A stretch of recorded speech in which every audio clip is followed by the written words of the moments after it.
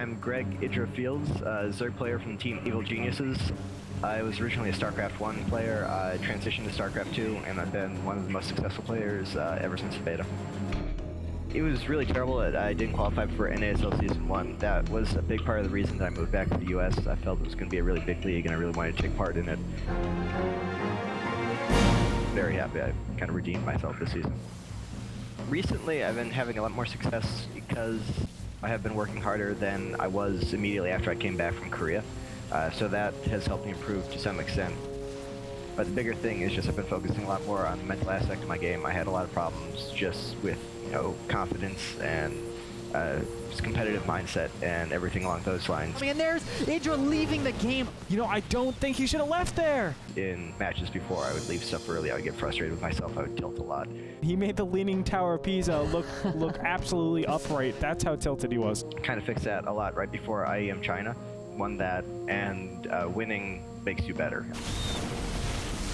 When I very first saw my division, I thought it was relatively easy. Then I realized you have a lot of good players: Kiwikaki, Sake, Moro, Sho. Really everyone in the group was capable of beating anyone else. Kiwikaki is a strong player. He's very unique. He does things that no other Protoss does. How can you possibly tell what Kiwikaki is ever going to do in any game? That makes him pretty dangerous. But our games were honestly a little bit disappointing. The Terminus game, the only possible way he could lose was to move command his army into mine, and then he did. So, it's great to be a player of that caliber, and it really helped my standing in the group. I really needed that win at that point. But, the games themselves, not too meaningful. The match for Sake was incredibly frustrating and disappointing. Just really bad games. I didn't feel I should have lost to him. Well, the match was played immediately after the patch that buffed Immortals and Warp Prisms and everything. That kind of build was already incredibly powerful, and it is still incredibly powerful, and you weren't used to how much stronger it had gotten.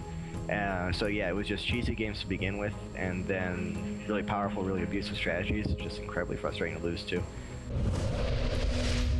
And then the series versus Moro is just like, I outplay him, but he stays alive long enough to get a bunch of ghosts, and ghosts are really good. The ghost was sitting there in cloak next to all. There's the EMP that I've been waiting for. Yeah, they were just really stupid games. I didn't feel like I deserved to lose to those players. I knew that it was a possibility after that I would have to go through the playoffs. But I also knew that as long as I won out, I would have a spot in the playoffs, and I was confident about making through that anyway. So I was never too worried, but yeah, certainly, I knew I could have jeopardized my direct spot into the finals with those losses. Drellic is very much the same in StarCraft 2 as he was in StarCraft 1, completely timing and build oriented, but not much in the way of multitasking, and if it gets to the late game, he kind of falls off quite a bit. But he does have really good timings, really smart builds, he does macro competently, so he is dangerous, but ZVT is my best matchup as well, and I feel absolutely comfortable versus anything I think he can throw at me, and I know if I survive it, I will win. And the finals will be incredibly tough, and every match will be hard. Purely from a competitive standpoint, the bracket's really good for me. I feel I'm one of the better players there anyway. I feel I have really good chances. Hopefully I'll just keep winning tournaments and the confidence will carry me through.